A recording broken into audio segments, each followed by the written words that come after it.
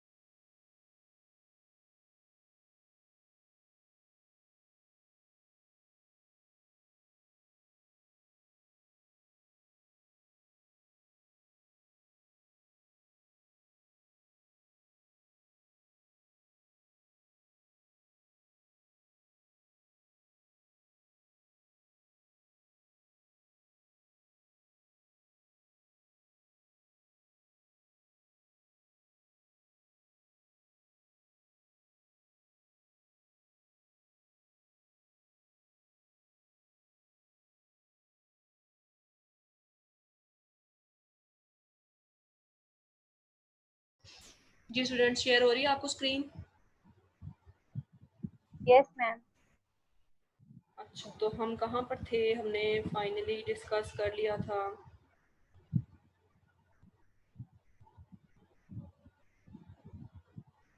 ये हमने डिस्कस कर लिया था, ठीक है।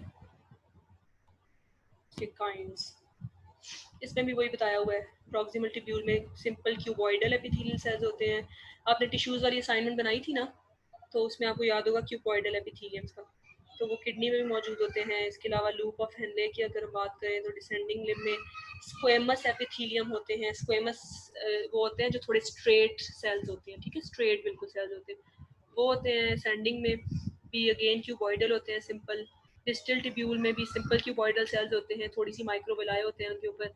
और कलेक्टिंग डक्ट्स में अगेन सिंपल क्यूबॉइडल एपिथेलियम होते हैं, ठीक है। उसमें वो जो दूसरी डायग्राम थी उसमें सिंपली ये नहीं बताया गया कि कौन से एपिथेलियम है ये।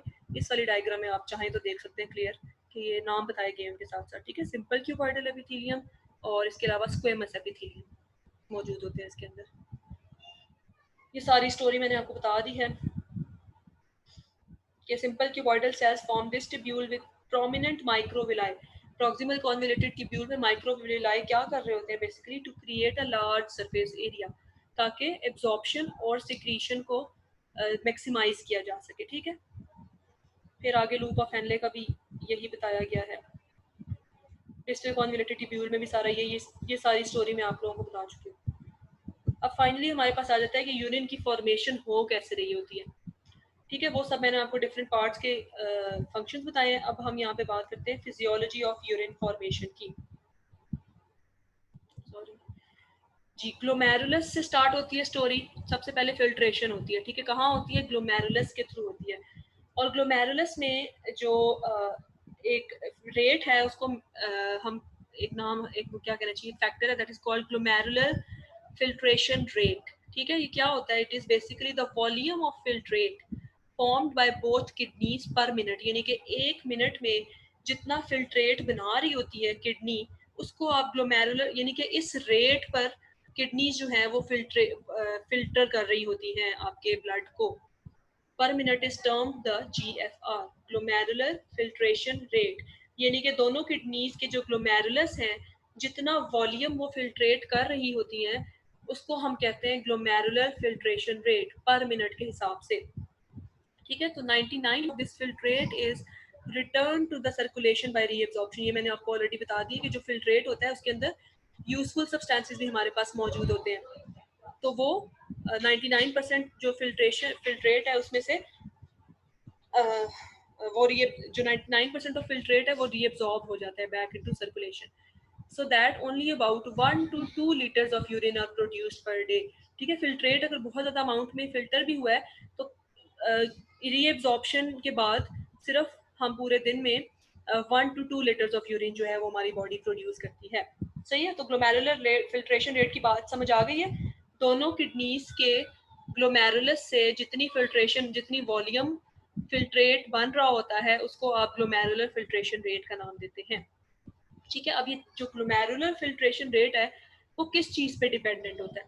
It is influenced by the hydrostatic pressure on either side of the capillary membrane of the glomerulus. Hydrostatic pressure क्या होता है? कोई भी फ्लूइड जब किसी वेसल के अंदर मौजूद होता है तो वो जो एक्सर्ट कर रहा होता है फोर्स, जो कैपिलरी है ना फॉर एग्जांपल, ठीक है, उसकी वॉल्स हैं, जाहिर है ब्लड वेसल है, तो उसकी वॉल्स के ऊपर जो ब्लड प्रेशर अप्लाई कर रहा होता है दोनों साइड से, तो उसको आप कहते हैं हाइड्रोस्टैटिक प्रेशर। समझ आइए बेटा ये बात, ये बहुत इंपॉर्टेंट बात है समझने की। हाइड्रोस्टैटिक प्रेशर क्या होता है? द प्रेशर जो ब्लड एक्सर्ट कर रहा होता है वॉल ऑफ कैपिलरीज पे, उसको आप कहते हैं हाइड्रोस्टैटिक प्रेशर। ठीक है, ये देखो लिखा है ना, on either side of the capillary membrane of the glomerulus. आवाज आ रही है? Yes ma'am. समझ आई बात हाइड्रोस्टैटिक प्रेशर की? देखो हाइड्रो का वर्ड दिया गया है ना, और स्टैटिक का वर्ड जो है वो क्या कहना चाहिए उससे, क्या कहना चाहिए, होम्योस्टेसिस में जो वर्ड यूज किया जाता है ये उससे लिया गया बेसिकली। जो क्या जो फ्लूइड अगर किसी वेजल में कर रहा है, फ्लो कर रहा है, तो वो कुछ प्रेशर अप्लाई करेगा उस वेजल की मेम्ब्रेन्स के ऊपर। तो वो जो प्रेशर अप्लाई करता है उसको आप हाइड्रोस्टैटिक प्रेशर कहते हैं। हाइड्रोस्टैटिक प्रेशर क्यों इंपॉर्टेंट है? क्योंकि बेसिकली इस हाइड्रोस्टैटिक प्रेशर के थ्रू ही फिल्ट्रेशन हो रही होती है कैपिलरी से। ठीक है, तो वो फ्लूइड जैसे ही कैपिलरी की वॉल्स पे प्रेशर अप्लाई करेगा तो वो सीव होके मटेरियल्स जो हैं वो या फिल्ट्रेट बनता जाएगा ग्लोमेरुलर कैप्सूल में। अगेन मैं आपको वो आटे वाली एग्जांपल ही दूंगी कि फॉर एग्जांपल कभी होता है ना, आप हाथ मार के भी थोड़ा आटा निकालते हैं, आटा नहीं जा रहा होता, अगर कुछ फंस जाता है सीट के उसमें होल्स में, तो आप हाथ मार के भी आटा निकाल रहे होते हैं ना उसके अंदर, गोल गोल हाथ ऐसे मार के उंगलियां से, तो वो बेसिकली हाइड्रोस्टैटिक प्रेशर है जो आप अप्लाई कर रहे होते हैं। सही है, तो हमारी जो ग्लोमेरुलस है उसकी कैपिलरीज में भी यही प्रोसेस हो रहा होता है कि ब्लड जो है वो कैपिलरीज पे इतना ज्यादा प्रेशर अप्लाई करता है कि जो उसके अंदर होल्स होते हैं, कैपिलरीज के अंदर होल्स होते हैं, वो उसके थ्रू मटेरियल्स फिल्ट्रेट होना शुरू हो जाते हैं इनटू बोमैन्स कैप्सूल। समझ आइए बेटा ये बात? If you have a fluid on both sides of a barrier, ठीक है, बैरियर आप समझ लो कैपिलरी मेम्ब्रेन्स हैं, both fluids exert a pressure. Both fluids का मतलब ये नहीं है कि दो फ्लूइड कोई कर रहे हैं, ब्लड की ही बात हो रही है, यानी कि वो वेजल है ना, तो उसकी दोनों वॉल्स के ऊपर वो एक्सर्ट कर रहा होगा pressure in opposite direction, in opposing direction. जैसे वाटर फ्लो कर रहा होता है पाइप में, तो वो पाइप की एक साइड पे जो वहां से फ्लूइड गुजर रहा है वो पाइप की एक साइड पे प्रेशर अप्लाई कर रहा है, और दूसरी साइड से जो गुजर रहा है वो दूसरी साइड पे प्रेशर अप्लाई कर रहा है। ठीक है, तो इस प्रेशर से बेसिकली जो फिल्ट्रेशन का प्रोसेस हो रहा होता है वो इस हाइड्रोस्टेटिक प्रेशर की वजह से होता है। Net fluid movement will be in the direction of the lower pressure. अब आपके पास जो कैपिलरी मेम्ब्रेन है, कैपिलरीज हैं, उसके अंदर हाई हाइड्रोस्टैटिक प्रेशर है। ठीक है, तो हाई, आपको पता है कोई भी चीज हमेशा हाई से लो की तरफ मूव करती है, तो चीजें वहीं से, चीजें जो है वो हाई प्रेशर से लो प्रेशर की तरफ मूव करेगी। हाई प्रेशर किसके अंदर है? कैपिलरीज के अंदर है। लो प्रेशर किसके अंदर है? जो बोमैन्स कैप्सूल है, ठीक है, उसके अंदर है। तो वो जितने भी उसके अंदर से मटेरियल्स निकलेंगे वो सारे बोमैन्स कैप्सूल में फिल्ट्रेट हो जाएंगे और फिर वो in the form of tubular fluid हमारे पास आ जाएगा, वो फिल्ट्रेट। तो GFR और हाइड्रोस्टैटिक प्रेशर बहुत ज़्यादा इंपॉर्टेंट है, ठीक है।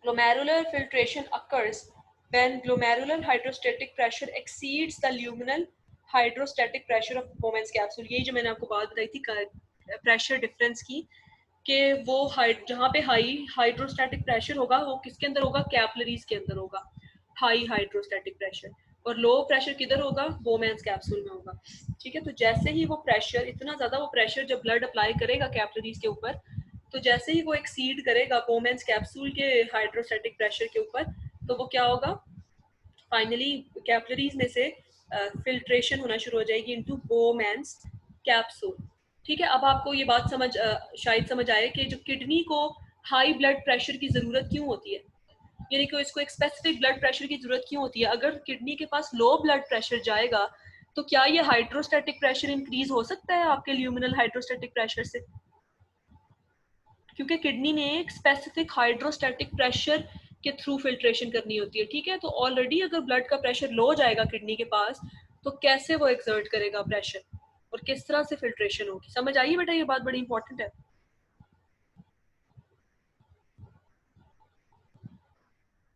जी सो गए हैं, सुन रहे हैं? तो मैं जाके ये सुन रहे हैं। सुन रहे हैं, समझ आइए ये बात। Yes ma'am.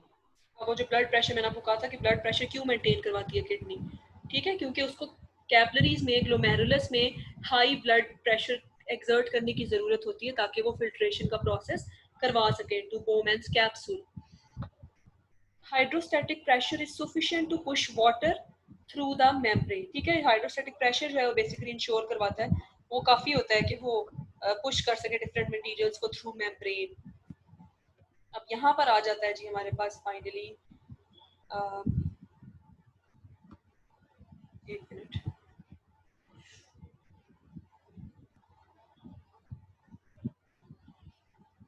अब हम स्पेसिफिकली पढ़ते हैं। देखो हमने ग्लोमेरुलस से गुजर है, यहाँ पे फिल्ट्रेशन होगी। अब बोमैन्स कैप्सूल में फिल्ट्रेट आ गया। अब जब वो ट्यूब्यूल में मूव करेगा, कौन सी ट्यूब्यूल है, प्रॉक्सिमल ट्यूब्यूल है, ठीक है। तो अब ये क्या बन जाएगा, अब इसको हम ब्लड नहीं कहेंगे, अब ये क्या होगा, ट्यूबुलर फ्लूइड होगा, ठीक है। अब इस ट्यूबुलर फ्लूइड में हमारे पास बहुत सारे यूजफुल सब्सटेंसेस भी मौजूद हैं in the form of sodium chloride, water, amino acids, यानी कि जो स्मॉल अमाइनो एसिड्स है या ग्लूकोज है या वाइटामिन है जो गुजर सकते थे उन सीव्स के थ्रू, उन कैपिलरीज के थ्रू, वो भी यहाँ पे आ गए हैं, ठीक है। अब यहाँ पे दो तरह के एरोज लगे हुए हैं। एक एरो जो है वो आपको शो कर रहा है पैसिव डिफ्यूजन। पैसिव डिफ्यूजन का मतलब ये है कि विदाउट एनी क्या कहना चाहिए कि सिंपली डिफ्यूज हो जाएगा, ये जो मटेरियल जो भी सिंपली डिफ्यूज हो जाएगा। और ये जो आपको जिगजैग की फॉर्म में एरोज नजर आ रहे हैं, ये इसमें ये एक्टिव डिफ्यूजन हो रही है। एक्टिव मीन जबरदस्ती उनको against the concentration gradient move करवाया जा रहा है, ठीक है, अपनी मर्जी के खिलाफ मूव करवाया जा रहा है पंप्स के थ्रू, एनर्जी लगाकर। ये नीचे आपको की दी भी हुई है, पैसिव डिफ्यूजन और ये एक्टिव ट्रांसपोर्ट या सिक्रेशन। अच्छा, प्रॉक्सिमल ट्यूब्यूल में अगर आप देखो तो जबरदस्ती किसको निकाला जा रहा है, सोडियम को निकाला जा रहा है, क्योंकि आपको पता है हमारी बॉडी में सोडियम बहुत ज्यादा इंपॉर्टेंट है। सोडियम क्यों बहुत ज्यादा इंपॉर्टेंट है हमारी बॉडी में, जितनी भी नर्व इम्पल्सेस वगैरह जनरेट करवानी होती है, जो कम्युनिकेशन हो रही होती है हमारी बॉडी में नर्वस सिस्टम के थ्रू, वो सोडियम पर हाईली डिपेंड करती है। सोडियम की कॉन्सेंट्रेशन पर बहुत ज्यादा डिपेंड करती है। कल हमने सारा डिटेल में पढ़ा है कि सोडियम की कॉन्सेंट्रेशन क्यों इंपॉर्टेंट है, ठीक है। तो ये जबरदस्ती सोडियम को जो है ना वो यहाँ ल्यूमन में भेजेगा। ये जो आपको स्पेस नजर आ रही है ना, ये बेसिकली अब किडनी के बाहर की स्पेस है, नेफ्रॉन के बाहर की स्पेस है ये, ठीक है। इसको आप ल्यूमिनल स्पेस भी कह सकते हो, सॉरी इंटरस्टिशियल स्पेस नहीं, इंटरस्टिशियल स्पेस कह सकते हो आप। ल्यूमिनल स्पेस तो ये है, ये इंटरस्टिशियल स्पेस है, ठीक है। अब यहाँ पे क्या क्या रीएब्जॉर्ब हो रहा है, सोडियम क्लोराइड रीएब्जॉर्ब हो रहे हैं, वाटर रीएब्जॉर्ब हो रहे हैं, अमाइनो एसिड्स, ग्लूकोज, विटामिन वगैरह यहाँ पे सारे रीएब्जॉर्ब हो रहे हैं। देखो यहाँ पे उनको क्यों जरूरत है एक्टिव ट्रांसपोर्ट की, अब आपने ये इसलिए मैंने आपको क्लियर किया है कि ये ब्लड नहीं है, ये जो बाहर की पोर्शन है ये ब्लड कैपिलरीज का पार्ट नहीं है, ये इंटरस्टिशियल स्पेस है। और इंटरस्टिशियल स्पेस में इन सोडियम क्लोराइड भी कम है और अमाइनो एसिड्स, ग्लूकोज और विटामिन भी कम है, इसीलिए उनको जबरदस्ती अगेंस्ट द ग्रेडियंट जो है वो मूव करवाया जा रहा है इनटू इंटरस्टिशियल स्पेस। जैसे ये इंटरस्टिशियल स्पेस में आएंगे, यहाँ पर पूरा एक नेटवर्क ऑफ पेरीट्यूबुलर, यहाँ से ये जो ई फेरेंट आर्टरियोल से पेरिट्यूबुलर कैपिलरीज ने सारा इसको कवर किया हुआ था ना, वो बेसिकली यहाँ पर काम देती हैं वो पेरिट्यूबुलर कैपिलरीज के। ये जो सोडियम क्लोराइड यहाँ पर रीएब्जॉर्ब हुए हैं, इंटरस्टिशियल स्पेस में आए हैं, और फाइनली आप समझ लो कि यहाँ पर वो पेरिट्यूबुलर कैपिलरीज मौजूद हैं, ये वापस ब्लड स्ट्रीम में चले जाएंगे पेरिट्यूबुलर कैपिलरीज के थ्रू। क्लियर हुई है ये बात? ये इंटरस्टिशियल स्पेस में नहीं घूमते रहेंगे, बल्कि ये यहाँ से पेरिट्यूबुलर कैपिलरीज में जाकर दोबारा से ब्लड स्ट्रीम का हिस्सा बन जाएंगे। ठीक है, अच्छा अब ये देखो, ये आपको एक एरो ट्यूबुलर के अंदर भी नजर आ रहा है। ये सारी जितनी भी ये आपको नजर आ रहा है ना, दरमियान में स्पेस खाली है, ये इसको बेसिकली आप ट्यूबुलर ल्यूमन कहते हैं। ल्यूमन है यहाँ पे, जैसे हमारे स्टमक में होती है, जैसे स्मॉल इंटेस्टाइन में एक हॉलो स्पेस जो होती है उसको आप ल्यूमन कहते हो। ठीक है, तो ये हॉलो स्पेस है हमारे पास। अच्छा, अब सिक्रीशन की आपको बात है, याद है मैंने कहा था रीएब्जॉर्प्शन के अलावा सिक्रीशन भी हो रही होती है। तो hydrogen ions, potassium ions, urea, ammonia वगैरह, ये सारे जो अगर इंटरस्टिशियल स्पेस में मौजूद हैं तो यहाँ पर ये एक्टिव ट्रांसपोर्ट के थ्रू ज़बरदस्ती उनको प्रॉक्सिमल ट्यूब्यूल में भेजा जाएगा, ताकि ये भी यूरिन के साथ एक्सक्रीट हो जाए। क्योंकि आपको पता है हाइड्रोजन आयंस भी हमारी बॉडी में ज़्यादा नहीं होने चाहिए। हमारे ब्लड को वो एसिडिक कर देते हैं। अब जबकि हमारे ब्लड की पीएच क्या है, स्लाइटली बेसिक है, 7 पॉइंट कितनी है ब्लड की पीएच? जी, ब्लड की पीएच क्या है बेटा? 7.35 to 7.45। ठीक है, तो स्लाइटली बेसिक है हमारे पास। तो अगर हाइड्रोजन आयन की कंसंट्रेशन ज़्यादा हो जाएगी हमारे ब्लड के अंदर, तो हमारा ब्लड एसिडिक होना शुरू हो जाएगा। ठीक है, जो कि हमें नहीं चाहिए, एसिडिक नहीं होना चाहिए। ब्लड पे हमने ब्लड पीएच को मेंटेन रखना होता है। इसलिए हाइड्रोजन, अमोनिया आपको पता है ऑलरेडी टॉक्सिक होता है हमारे ब्लड बॉडी के लिए, यूरिया भी टॉक्सिक होता है, तो ये इसके प्रॉक्सिमल ट्यूब्यूल में आ जाते हैं। सही है, तो किस चीज़ की रीअब्जॉर्प्शन हो रही है हमारे पास प्रॉक्सिमल ट्यूब्यूल में? सोडियम क्लोराइड की, वाटर की, अमाइनो एसिड्स की, ग्लूकोज की, विटामिन की। और सिक्रीशन किस चीज़ की हो रही है? यानी कि इंटरस्टिशियल स्पेस से जो चीज़ ट्यूब के अंदर मूव कर रही है उसको आप सिक्रीशन कह रहे हैं, और जो ट्यूब से बाहर इंटरस्टिशियल स्पेस में मूव हो रही है उसको आप रीअब्जॉर्प्शन कह रहे हैं। सही है, अब हम आगे मूव करते हैं लूप ऑफ हेनले में। लूप ऑफ हेनले में आप देखो तो वाटर रीअब्सॉर्ब हो रहा है सिर्फ। ठीक है, सिर्फ यहाँ पे हमने, याद है आपको कहा कि मैंने लूप ऑफ हेनले का फंक्शन क्या बताया था? ऑस्मो ग्रेडियंट मेंटेन करना होता है। और वो ऑस्मो ग्रेडियंट किस तरह से मेंटेन करता है? वो वाटर को यहाँ से इंटरस्टिशियल स्पेस में रीअब्सॉर्ब करवाता है। अब जब यहाँ से वाटर निकल जाएगा तो यहाँ पे सॉल्ट का ग्रेडियंट इंक्रीज होना शुरू हो जाएगा। ठीक है, क्योंकि अभी भी स्टिल हमारे पास सोडियम क्लोराइड, सारा का सारा सोडियम क्लोराइड यहाँ पे एब्जॉर्ब नहीं हुआ, अभी कुछ जाके डिस्टल कॉन्वेलेटेड ट्यूब्यूल में भी रीअब्सॉर्ब होगा। ठीक है, तो यहाँ पर सॉल्ट की कॉन्सेंट्रेशन ज़्यादा होना शुरू हो जाती है। और फिर जो सेकंड पार्ट है, जो ascending limb of loop of Henle है, उसमें क्या हो रहा होता है? सोडियम और क्लोराइड की रीअब्जॉर्प्शन हो रही होती है। ठीक है, फर्स्ट पार्ट में वाटर की रीअब्जॉर्प्शन और सेकंड पार्ट में सोडियम क्लोराइड की रीअब्जॉर्प्शन हो रही होती है। ये लूप ऑफ हेनले की मैं बात कर रही हूँ, ये डिसेंडिंग लिम्ब है और ये असेंडिंग लिम्ब है। अच्छा, उसके बाद हमारे पास आ जाता है डिस्टल कॉन्वेलेटेड ट्यूब्यूल। ठीक है, अगेन जो हमारे पास सोडियम क्लोराइड रह गया है, जो यहाँ पर रीअब्सॉर्ब नहीं हुआ, वो कहाँ पे रीअब्सॉर्ब होगा? जाके फर्दर डिस्टल कॉन्वेलेटेड ट्यूब्यूल में।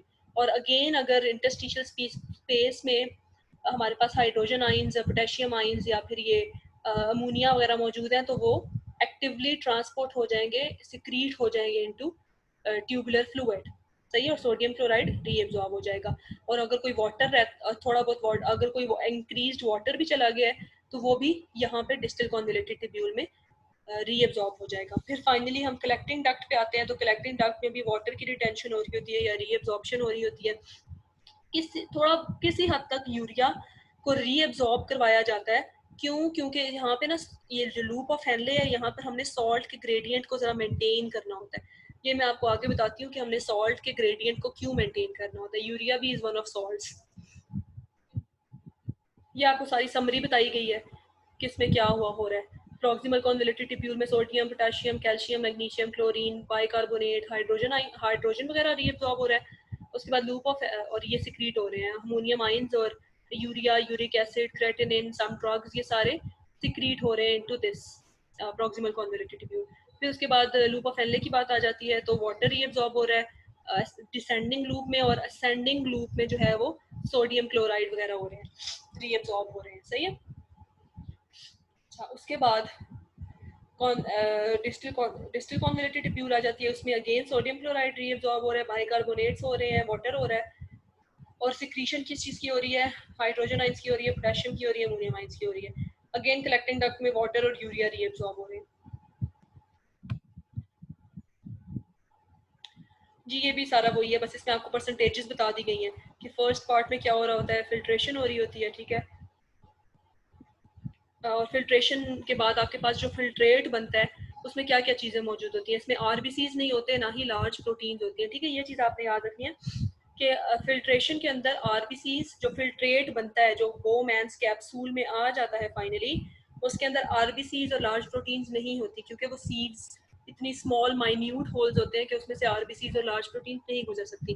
जो चीज़ें गुजर सकती हैं वो कौन सी हैं, सोडियम क्लोराइड है, पोटेशियम है, बाइकार्बोनेट आइंस है, वाटर है, ग्लूकोज अमीनो एसिड्स हैं, क्रिएटिनिन है, क्रिएटिनिन एक प्रोटीन होती है, ये जो सॉरी वेस्ट प्रोडक्ट होता है हमारे मसल्स का, यूरिया है, ये आपके पास अब फिल्ट्रेट में मौजूद है, ठीक है। अब इस फिल्ट्रेट में glucose amino acids, water, sodium chloride, bicarbonate ion हमने सिक्रीट नहीं करने आउट ऑफ बॉडी, क्योंकि ये हमारे लिए यूजफुल सब्सटेंसेस हैं। क्रिएटिनिन और यूरिया हमारे लिए यूजफुल सब्सटेंसेस नहीं है, तो इनको हमें एज इट इज गुजरने देना है। तो अब इन चीज़ों को रीअब्सॉर्ब कौन करवाता है, प्रॉक्सिमल ट्यूब्यूल करवाती है, ठीक है। रीअब्सॉर्प्शन जो 65% NaCl और वाटर जो है वो आपके प्रॉक्सिमल ट्यूब्यूल में रीअब्सॉर्ब हो जाता है। इसके अलावा 100 जो ग्लूकोज और अमीनो एसिड्स हैं वो तो सारे के सारे ही प्रॉक्सिमल ट्यूब्यूल में आपके हो जाते हैं, रीअब्सॉर्ब हो जाते हैं, ठीक है। इसलिए हमने बार बार देखो पढ़ा भी है कि आगे डिस्टल कॉन्जुगेटेड ट्यूब्यूल या लूप ऑफ हेनले में ग्लूकोज अमीनो एसिड्स की हमने कोई स्टोरी नहीं पढ़ी, सॉल्ट, सोडियम क्लोराइड या पोटेशियम बाइकार्बोनेट की बात ही हो रही थी, इसलिए क्योंकि 100% ग्लूकोज और अमीनो एसिड्स यहाँ प्रॉक्सिमल ट्यूब्यूल में ही रीअब्सॉर्ब हो जाते हैं, सारे के सारे ग्लूकोज अमीनो एसिड्स, और 90% बाइकार्बोनेट आइंस भी जो हैं वो हमारे पास प्रॉक्सिमल ट्यूब्यूल में हो जाते हैं रीअब्सॉर्ब। तीसरा फिर जो है वो प्रॉक्सिमल ट्यूब्यूल में सिक्रीशन हो रही होती है, किस चीज़ की, यूरिक एसिड की और ऑर्गेनिक एसिड्स की। ये मैंने आपको भी बताया है, हाइड्रोजन आइंस और अमोनियम आइंस ये सारे सिक्रीट हो रहे होते हैं। सिक्रीट का मतलब समझते हैं ना, समझ आ गया ना कि सिक्रीट हम किसको कह रहे हैं, जो इस स्पेस से ट्यूब के अंदर मूव कर रहे हैं मटेरियल्स, उनको हम सिक्रीशन कह रहे हैं। फिर लूप ऑफ हेनले की अगर बात करें तो उसमें 25% अगेन NaCl जो है वो 25% रीअब्सॉर्ब होता है, और water sodium chloride and water reabsorb होता है। फिर उसके बाद फाइनली जो है वो डिस्टिल कॉन्जुगेटेड ट्यूब्यूल में आ जाते हैं। अच्छा, अब एक इंपॉर्टेंट चीज़ यहाँ पे आपको डिस्टिल कॉन्जुगेटेड ट्यूब्यूल के बारे में पता होनी चाहिए कि जो एल्डोस्टेरॉन और ये जो जहाँ से डिस्टिल कॉन्जुगेटेड ट्यूब्यूल होती है ना, शुरू होती है, वहाँ से आपकी किडनी का हार्मोनल कंट्रोल शुरू होता है। बाकी सारा अपने कंसंट्रेशन ग्रेडियंट की बेस पे काम कर रही होती है किडनी। जैसे ही आप DCT पे पहुंचते हैं, डिस्टिल कॉन्जुगेटेड ट्यूब्यूल पे, तो यहाँ पे जो काम हो रहा होता है ये अंडर हार्मोनल कंट्रोल हो रहा होता है। किन हार्मोन्स के कंट्रोल में होता है, एल्डोस्टेरॉन एंड ADH, जो कि आपको पता है कहाँ से आते हैं, ये एड्रेनल कॉर्टेक्स से आता है, और ये हमारे पास पोस्टीरियर पिट्यूटरी से आ रहा होता है। समझ आइए बेटा ये बात। DCT के बाद आपकी जो किडनी है वो under the control of hormones होती है। क्यों हार्मोन्स के कंट्रोल में होती है, क्योंकि अगर लेट से आपने बहुत ज़्यादा पानी किसी दिन पिया हुआ है, जैसे गर्मियों में बहुत ज़्यादा पानी पिया जाता है, तो आपका जो यूरिन है वो हाईली डाइल्यूट होगा, ठीक है। तो आपको इतना ज़्यादा वाटर जो है वो रिलीज नहीं करवाना बॉडी से, ठीक है। तो किडनी इस चीज़ को इंश्योर करती है कि एक्स्ट्रा वाटर, स्पेशली गर्मियों में एक्स्ट्रा वाटर जो है वो आपकी बॉडी से रिलीज ना हो, ताकि आपकी बॉडी डिहाइड्रेटेड ना हो जाए। तो वो क्या करता है कि वो एल्डोस्टेरॉन की सिक्रीशन कराता है और ADH की सिक्रीशन करवाता है, ताकि ज़्यादा से ज़्यादा वाटर को रीअब्सॉर्ब करवाया जा सके, ठीक है। ये बात अगर तो आपका यूरिन कॉन्सेंट्रेटेड है तो फिर क्या होगा, कॉन्सेंट्रेटेड है तो क्या होगा, ये तो मैंने डाइल्यूट यूरिन की बात की है। डाइल्यूट यूरिन जब होगा तो एल्डोस्टेरॉन और ADH प्रोड्यूस हो रहे हैं, लेकिन अगर यूरिन कॉन्सेंट्रेटेड है तो फिर क्या होना चाहिए बेटा,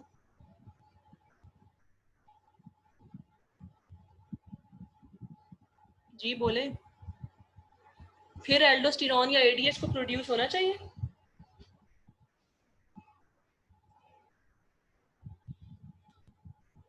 लगता है कोई भी नहीं सुन रहा,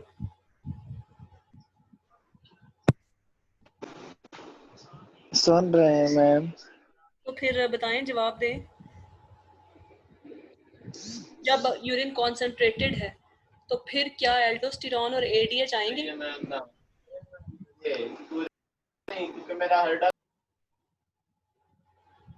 आवाज कट रही बेटा। एडीएच प्रोड्यूस नहीं होगा मैम। नहीं होगा, एल्डोस्टेरॉन भी तो नहीं होगा ना, ऑलरेडी कॉन्सेंट्रेटेड है, ठीक है। तो यहाँ पे डीसीटी के बाद जो है वो आपका हार्मोनल कंट्रोल के अंदर होती है किडनी, या तो ये प्रोड्यूस होंगे या फिर नहीं होंगे।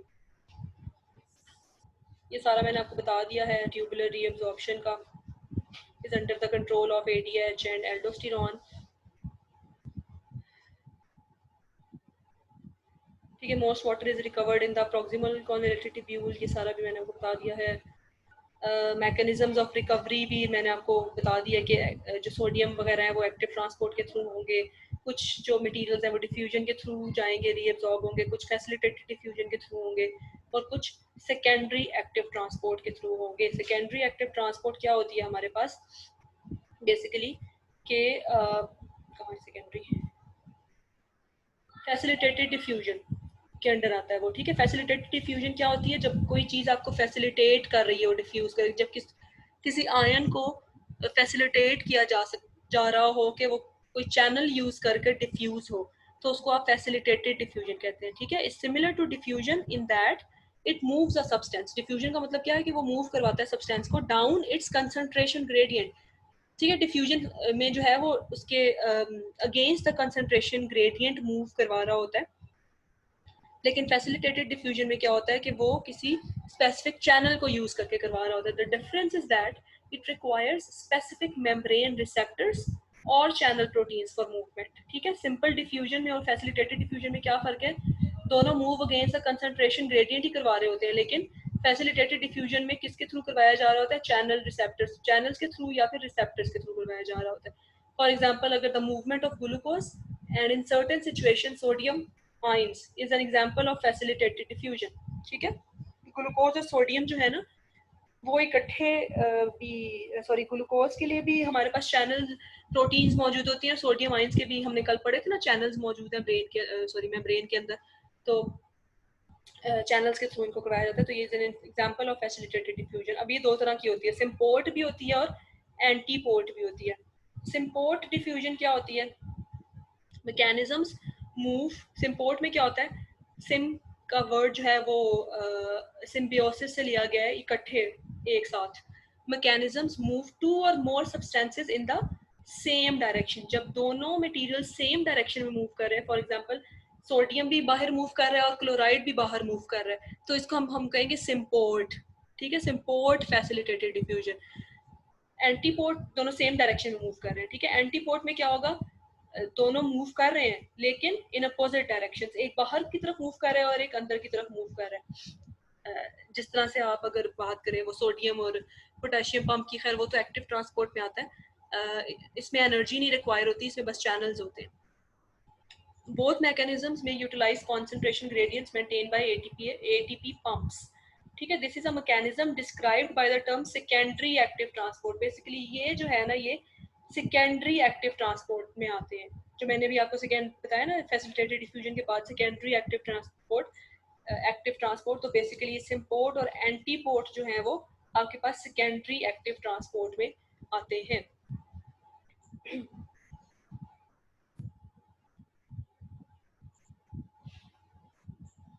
ये आगे आपको एग्जांपल्स दी हुई है बस।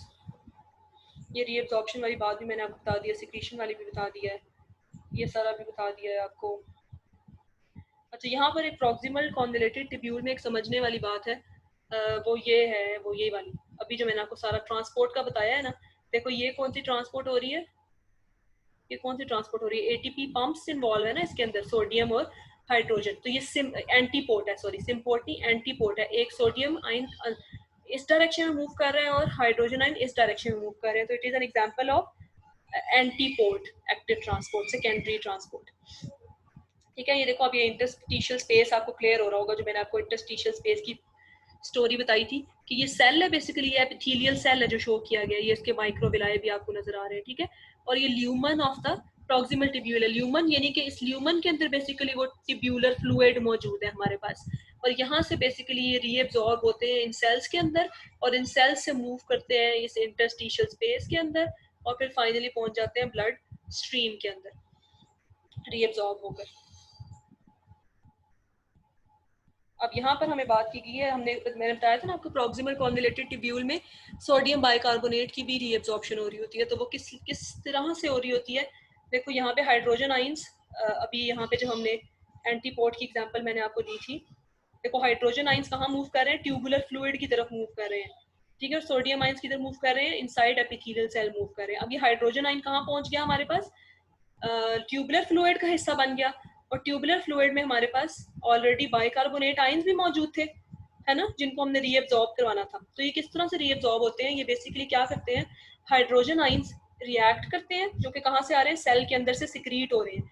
ये रिएक्ट करते हैं बाइकार्बोनेट के साथ और कार्बोनिक एसिड बना लेते हैं, और फिर यहाँ पर एक एंजाइम मौजूद होता है, carbonic anhydrase enzyme.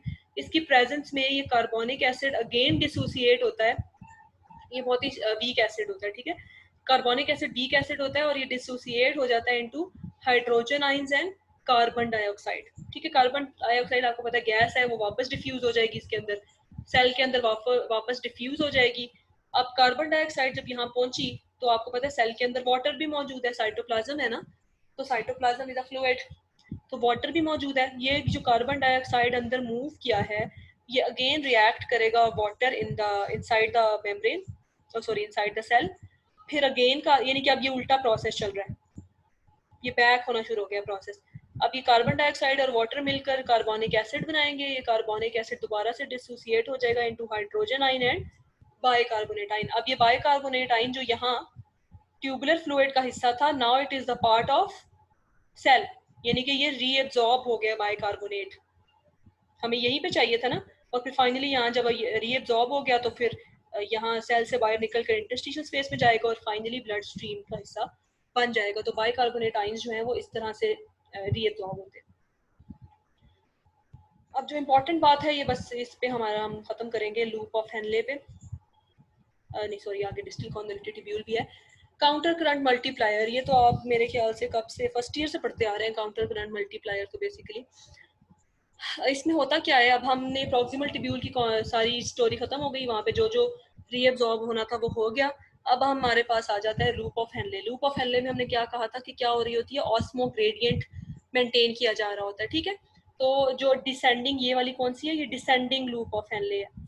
Descending loop of Henle में क्या होता है कि इसकी जो सेल मेम्ब्रेन होती है, इसके अंदर एक्वापोरिन्स मौजूद होते हैं। एक्वापोरिन्स चैनल प्रोटीन्स हैं, बेसिकली चैनल्स हैं जिससे वाटर जो है वो मूव कर सकता है, ठीक है। एक्वापोरिन से ही आप समझ लो, aqua means water, porins means pores, ठीक है, पोर्स फॉर वाटर। तो वाटर क्या करता है, इन पोर्स के थ्रू मूव करना शुरू हो जाता है इंटरस्टिशियल स्पेस में। अब आपको इंटरस्टिशियल स्पेस की समझ आ गई होगी इस डायग्राम से कि मैं किसकी बात कर रही हूँ, ये वाली स्पेस, ठीक है, जो ब्लड कैपिलरी और सेल ऑफ द किडनी के दरमियान में जो स्पेस है, दैट इज इंटरस्टिशियल स्पेस। अब ये वाटर जो है वो इंटरस्टिशियल स्पेस में रीअब्सॉर्ब होता जाएगा और फिर फाइनली यहाँ से जब ये असेंडिंग लिब में जाएगा तो यहाँ पर सोडियम क्लोराइड, अब यहाँ पर क्यों, देखो यहाँ पर वाटर रीअब्सॉर्ब नहीं हो रहा, यहाँ पर वाटर रीअब्सॉर्ब क्यों नहीं हो रहा है, इसके दो रीजन है। एक रीजन तो ये है कि वाटर, ये वाली जो असेंडिंग लिम्ब के सेल्स है ना, उसके अंदर एक्वापोरिन्स मौजूद नहीं है, वो वाटर को अलाउ नहीं करेंगे कि वो जाके इंटरस्टिशियल में रीअब्सॉर्ब हो, वाटर नहीं मूव कर सकता असेंडिंग लिम्ब में से, ये पहली रीजन है। दूसरी रीजन ये है, अब आपको ये नंबर्स नजर आ रहे होंगे 300, 400, 600, तो ये नंबर्स बेसिकली क्या है, ये ऑस्मोलैरिटी होती है फ्लूइड की, ट्यूबुलर फ्लूइड की ऑस्मोलैरिटी होती है, ठीक है। Osmolarity means the salt, the number of solute concentration, यानी कि कितना उसके अंदर सॉल्ट मौजूद है और कितना वाटर मौजूद है। तो हमारे पास जो 300 मिली ऑस्मोलर, इसको मेंटेन करना होता है, जो इसकी नॉर्मल वैल्यू है वह 300 है। तो जैसे ही प्रॉक्सिमल कॉन्वोल्यूटेड ट्यूब्यूल से लूप ऑफ हेनले में मूव करता है हमारा फ्लूइड, अब मैं इसको फ्लूइड कह रही हूँ, ठीक है, 300 मिली ऑस्मोलर उसकी ऑस्मोलैरिटी होती है। अब ये ऑस्मोलैरिटी आहिस्ता आहिस्ता जब हम प्रॉक्सिमल ट्यूब्यूल के पास पहुंचते हैं तो ये इंक्रीज होती जाती है। क्यों इंक्रीज होती जाती है जी, क्यों इंक्रीज हो रही है?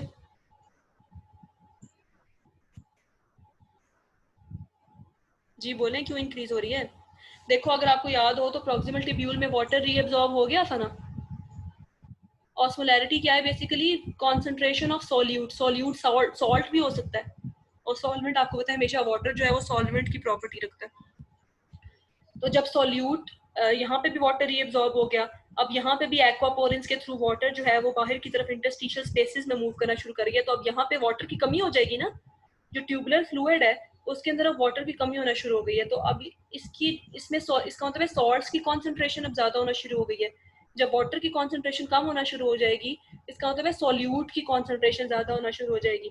तो सोल्यूट की कॉन्सेंट्रेशन जब ज्यादा होगी तो ऑस्मोलैरिटी भी बढ़ती जाएगी, जाहिर है। ठीक है, तो जैसे जैसे वाटर निकलता जाएगा, रीअब्सॉर्ब होता जाएगा डिसेंडिंग लिम्ब में, ये ऑस्मोलैरिटी बढ़ती जाएगी, यानी कि इसके अंदर सॉल्ट की कॉन्सेंट्रेशन बढ़ती जाएगी। जैसे ही वो अपनी एक पीक पॉइंट पर पहुंचेगा, यहाँ टर्निंग पॉइंट पे 1200 मिली ऑस्मोलर जैसे ही इसकी ऑस्मोलैरिटी होगी, now it is the stop point कि इससे ज्यादा कॉन्सेंट्रेट नहीं होना चाहिए। ठीक है, खराब हो गया बच्चे अपना म्यूट कर दें।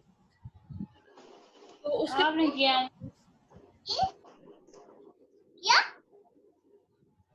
बच्चे कौन किसका है म्यूट? नहीं हुआ माइक। ठीक है, अब जैसे ही ये 1200 पर ऑस्मोलैरिटी पहुंचेगी, ये इसका पीक पॉइंट है। अब इससे ज़्यादा कॉन्सेंट्रेटेड नहीं हो सकता आपका ट्यूबुलर फ्लूइड। तो अब ये असल में इसका स्टार्टिंग पॉइंट है सोडियम क्लोराइड को एब्जॉर्ब करने का। अब देखो अब हाईली ऑस्मोलर हो गया ना, अब इसको इसकी ऑस्मोलैरिटी को कम करने के लिए इसके अंदर सॉल्ट की कॉन्सेंट्रेशन कम करनी पड़ेगी। सॉल्ट की कॉन्सेंट्रेशन कम करने के लिए सॉल्ट को अगर आप बाहर मूव करा दें, salt sodium chloride is a salt, ठीक है, तो अब ये क्या होगा, सेंडिंग लिम्ब में जबरदस्ती एटीपी पंप्स के थ्रू सोडियम और क्लोराइड को बाहर निकाला जाएगा इनटू इंटरस्टिशियल स्पेस। अब देखो यहाँ पे वाटर रीअब्सॉर्ब नहीं हो रहा है सेंडिंग लिम्ब में, यहाँ पे सिर्फ सोडियम क्लोराइड रीअब्सॉर्ब हो रहा है। सोडियम क्लोराइड रीअब्सॉर्ब हो रहा है, क्यों हो रहा है? ताकि ये जो ऑस्मोलैरिटी इतनी ज्यादा हाई हो गई है, पीक पे पहुंच गई है, अब उसको लो किया जा सके। अब 700 पे आ गई, जैसे और क्लोराइड रिलीज हुआ, सोडियम रिलीज हुआ, 400 पे आ गई, 200 पे आ गई, और एटलीस्ट 100 पर आ जाती है। ठीक है, अच्छा एक चीज बड़ी इसमें मजे की है, देखो आपके जब ये लूप ऑफ हेनले में जैसे ही एंटर होता है, यहाँ पे कॉन्सेंट्रेटेड होना शुरू हो जाता है ट्यूबुलर फ्लूइड, हाईली कॉन्सेंट्रेट हो जाता है इस पॉइंट पर आकर, फिर दोबारा से डाइल्यूट होना शुरू हो जाता है, और इतना ज्यादा डाइल्यूट हो जाता है कि उसकी ऑस्मोलैरिटी इससे भी लो हो जाती है 100 पे, यानी कि अब इसके अंदर सॉल्ट की कॉन्सेंट्रेशन बहुत कम हो गई है और सॉल्वेंट की कॉन्सेंट्रेशन ज्यादा है, यानी कि अब यहाँ पर दोबारा वाटर की कॉन्सेंट्रेशन ज्यादा हो गई है, इतना ज्यादा सॉल्ट यहाँ पर रीअब्सॉर्ब हो चुका है असेंडिंग लिम्ब में कि अब यहाँ पर वाटर की कॉन्सेंट्रेशन ज्यादा हो गई है। ठीक है, the more salt that is pumped out of the ascending limb, the Salter the ECF is in the renal medulla, यानी कि जितना ज्यादा सॉल्ट देखो यहाँ पे प्रोड्यूस, जितना रीअब्सॉर्ब होगा, तो अब ये जो इंटरस्टिशियल स्पेस है इसकी ऑस्मोलैरिटी बढ़ना शुरू हो जाएगी ना, क्योंकि सारा सॉल्ट अब इधर चला गया, इंटरस्टिशियल स्पेस में चला गया। और इस पूरे प्रोसेस को आप नाम देते हैं स्पेसिफिकली काउंटर करंट मल्टीप्लायर। ठीक है, ये जो ऑस्मोलैरिटी इंक्रीज हो रही होती है ना, इसको आप मल्टीप्लायर कह रहे होते हो। और ये काउंटर करंट क्यों कह रहे होते हो? असेंडिंग लिम्ब में इस तरह से मूवमेंट हो रही है ट्यूबुलर फ्लूइड की, और जो डिसेंडिंग लिम्ब में ये डायरेक्शन है मूवमेंट की, और असेंडिंग लिम्ब में अपवर्ड डायरेक्शन है मूवमेंट की, तो इस वजह से इसको काउंटर करंट का नाम दिया जाता है। काउंटर मींस एक दूसरे के अपोजिट। ठीक है, तो ये काउंटर करंट इस वजह से अपोजिट डायरेक्शंस की वजह से कहा जाता है, और मल्टीप्लायर इस ऑस्मोलैरिटी की वैल्यूज की बेस पर कहा जाता है। ऑस्मोलैरिटी इंक्रीज होती रहती है और एट पीक पॉइंट पहुंच जाती है और फिर वापस कम होना शुरू हो जाती है। तो पहले ट्यूबुलर फ्लूइड कॉन्सेंट्रेट होता है, फिर डाइल्यूट होता है, फिर इतना ज्यादा डाइल्यूट हो जाता है कि फिर उसके बाद वो फाइनली पहुंच जाता है डाइल्यूट होकर कहाँ पहुंच जाता है, ये सारा वही प्रोसेस है जो मैंने आपको भी बताया है कि सारा वाटर रीअब्सॉर्ब हो रहा है। ठीक है, तो आपने ये बात याद रखनी है, डिसेंडिंग लिम्ब में वाटर की रीअब्सॉर्प्शन हो रही है। क्यों हो रही है? क्योंकि उसकी ऑस्मोलैरिटी को इंक्रीज करना है।